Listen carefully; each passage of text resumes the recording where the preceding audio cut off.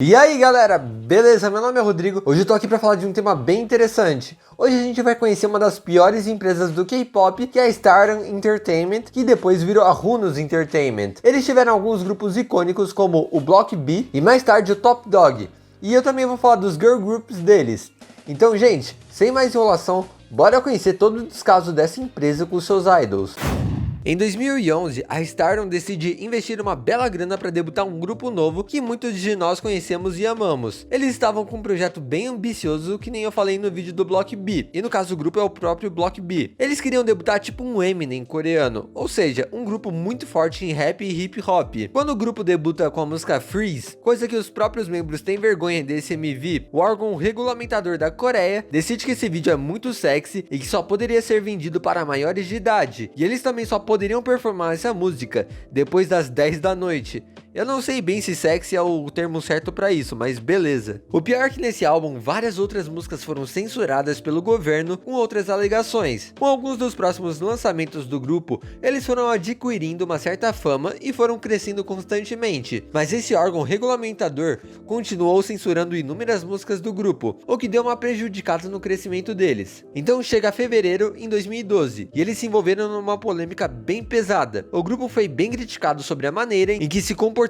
em uma entrevista na Tailândia, país esse que estava sofrendo com enchentes em seu território nesse ano. E quando o entrevistador pergunta como ele se sentia a respeito das tragédias que estavam ocorrendo lá, ele disse que são tempos difíceis para muitas pessoas e que ele ajudará com uma ajuda monetária de incríveis 7.000 wons, que dá tipo 20 reais. Isso realmente deixou o pessoal bem puto com o grupo, em especial com o Zico, tanto que até o Nick Hun do 2PM deu um puxão de orelha nele. Mas houve um grande exagero da mídia nesse caso, em que fez a entrevista parecer muito pior do que ela realmente foi. Nada de novo nessa indústria, né gente? Depois de alguns dias, cada membro do grupo solta uma nota de desculpas através do Fan Café, se desculpando pelo ocorrido e mostrando remorso a esse fato, especialmente o Zico, que gravou um vídeo com a cabeça raspada, que significa um sinal de remorso e de humildade. E nesse vídeo ele mostra todo o seu arrependimento pelo ato, e mesmo se mostrando tão arrependidos pelo fato, o pessoal deu uma bela cutucada nessa ferida por muito tempo, chegando até a ameaçar familiares dos membros. Sério, o pessoal perdeu a noção da sanidade nesse caso, tanto que até o PO desenvolveu alguns problemas mentais, como esquizofrenia durante um certo tempo, e ansiedade também por causa de tantos comentários negativos. Esse fato também fez alguns programas musicais barrarem a participação do grupo por um certo tempinho, até essa polêmica sumir, com um certo medo de que isso pudesse trazer atenção negativa a eles. Eu até acho certo isso, já que o hate estava sendo realmente bem gigante. 7 meses após esse escândalo, o grupo retornaria com uma música que foi o primeiro sucesso dele, que foi Nilili Mambo, que na minha opinião tem um dos melhores MVs do K-pop, e se tu curte hip hop, vai escutar essa música agora. E olha, essa canção surpreendeu até os membros, porque eles nunca haviam tido tanto sucesso. Essa foi a primeira música do grupo num top 10, e ela vendeu horrores nas digitais, e tudo parecia estar indo bem pro grupo, até chegar janeiro de 2013, e a gente descobre que os membros estavam processando a empresa e estavam bem putos com ela. E eles estavam demandando que seu contrato se encerrasse, e a causa principal dessa disputa foi a falta de pagamentos da empresa aos membros do grupo, que deveriam ter recebido os pagamentos mensais, mas a empresa deixou de pagar eles desde a época do debut. O mais impressionante é que são eles próprios que escrevem e produzem suas músicas, ou seja, os direitos de criação deveriam ter retornado a eles, mas eles não foram pagos também pelas suas performances ao vivo, entre outras coisas. O CEO da empresa também fez os familiares dos membros pagarem em torno de 320 mil reais à empresa para ser usado em promoções e produções, e o CEO decide simplesmente sumir com esse dinheiro. E é claro que a Stardom, se protegendo, alegou o exato oposto deles, dizendo que a empresa pagava direitinho os membros em todas suas promoções e ganhos do grupo. Além disso, a empresa diz que não pagou os membros do grupo porque eles concordaram em mudar o ciclo de pagamentos. E agora vem a pior desculpa de todas. Sobre a questão dele ter tirado dinheiro dos familiares dos membros, a desculpa dele foi que um manager travestido de CEO fez essas coisas sem a empresa saber, ou seja, tá bem bizarra essa história. Foi meio que um atestado de roubo dele. O grupo em resposta putaço com o CEO, falou que foi o CEO sim que extorquiu o dinheiro dos familiares deles e que eles também não concordaram em trocar o ciclo de pagamentos e que isso era uma mentira do CEO, ou seja, o parquinho tava pegando fogo. Chegando o dia do veredito, a corte estabeleceu o resultado a favor da empresa, dizendo que eles não podiam provar que a empresa não pagou eles de propósito, nem que a empresa deixou de pagar pelas despesas do grupo, mas o juiz admite a possibilidade da empresa não ter pago o dinheiro de mais de 400 milhões de won de transmissões ao vivo em que eles apareceram de propósito,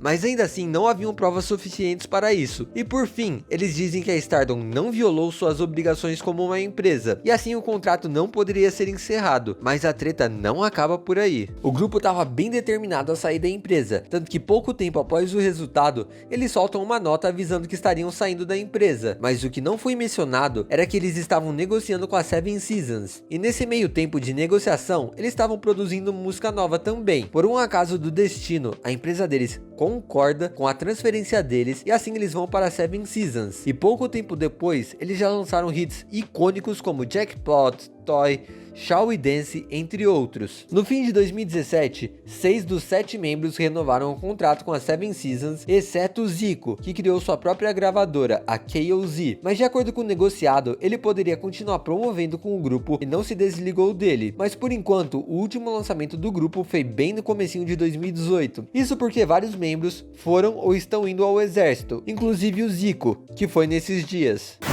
Com a saída do Block B da empresa, eles decidem tentar algo novo. Ao invés de criar o Eminem da Coreia, eles queriam criar o Super Junior do hip hop. Achei inovador essa. E assim eles debutaram um grupo chamado Top Dog, com 13 membros em 2013. Quando o grupo lançou seu segundo álbum, Arário, a música que mais pegou para os fãs não foi o single principal, mas a própria música Arário. Então os fãs hyparam tanto essa música que a empresa até fez um MV para ela. E essa foi a única música que teve um relativo sucesso deles. E com essa situação promissora deles, a empresa decidiu investir mais pesado na produção do seu próximo MV, que ironicamente se chamaria Top Dog. E eles estavam achando que o seu grupo ia estourar logo logo, mas os fãs e o público em geral não curtiram tanto a música na época. E isso foi bem decepcionante para a empresa que investiu tão pesado nesse MV. Nessa época também, a Stardom estava se juntando a Runos Entertainment, mas eu já vou falar um pouco mais disso em breve. Com o passar do tempo, o grupo não conseguiu se firmar e formar uma fanbase que pudesse sustentar ele, até chegarem alguns boatos em 2016 que 2 dos membros estavam tentando processar a empresa por má administração e distribuição injusta de lucros, coisa que a Runos negou, só que dava pra saber que era verdade, já que 2 meses depois, os dois deixam o grupo. Com mais alguns comebacks, mas sem crescimento, a Runos anuncia que o Chow PD estaria deixando a empresa, então eles reuniram os membros do Top Dog para discutir qual seria o futuro do grupo. Dessa discussão, um dos membros decide deixar o grupo para perseguir carreira solo. O grupo já estaria praticamente no fim, já que um dos membros participa do Produce 101 e mais tarde faria parte do JBJ, e os outros 5 integrantes restantes participaram do The Unit, mas sem sucesso. Então a empresa meio que daria um desband no Top Dog para fazer um novo projeto chamado Zeno T, com os 5 membros restantes. Então eles debutam no Japão, mas adivinha, eles não deram mais nada pro grupo depois, além de um belo desband no recém-formado grupo.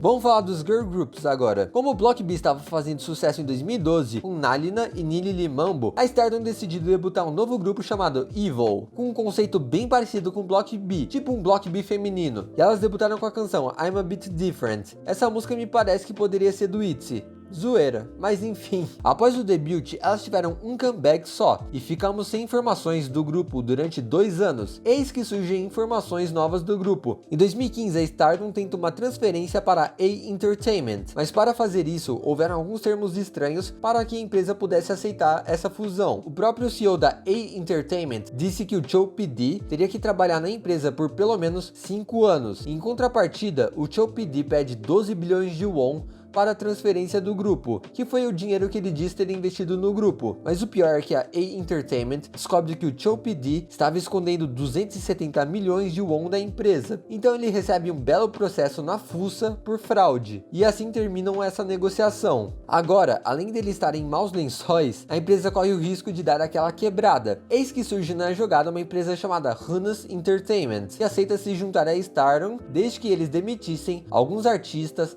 idols e até agente da Steph, para que isso pudesse ocorrer. Então o Chopped aceita os termos, meio que sem alternativa, e quando eles firmam esse contrato, eles chutam para fora 3 integrantes do grupo, e assim o grupo dá disband. E por fim, o último grupo deles que eles debutaram é um grupo chamado Aries, em 2017. Grupo esse que eles deram 2 comebacks, para simplesmente depois eles darem vários nadas. Tanto que uma das integrantes veio reclamar no Twitter, pedindo aos fãs para encherem o saco da empresa para elas terem um comeback. Elas até lançaram uma música em novembro de 2019 chamada Miss You, após 1 ano e meio sem nada, velho. Mas dá pra ver que esse MV foi só lançado para agradar os fãs. E depois disso, nesse ano de 2020, eles deram um comeback mais digno chamado Jackpot, que inclusive eu também gostei da música, mas eu sinto que não houve quase nada de promoção, e justamente esse tempo delas terem ficado paradas deve ter afetado horrores o crescimento do grupo, e assim a gente tem mais um grupo deles que não consegue se firmar entre os grandes do K-pop. Então galera, essa foi a história da Stardom / Runners Entertainment. Eu espero de coração que vocês tenham gostado deles. E se vocês quiserem que eu faça de outras empresas aqui que tá faltando, comenta aqui embaixo. E se você quiser que eu fale só sobre algumas polêmicas de algum grupo específico, comenta aqui que eu farei com o maior prazer. Então é isso, gente. Muito obrigado mais uma vez, valeu e tchau!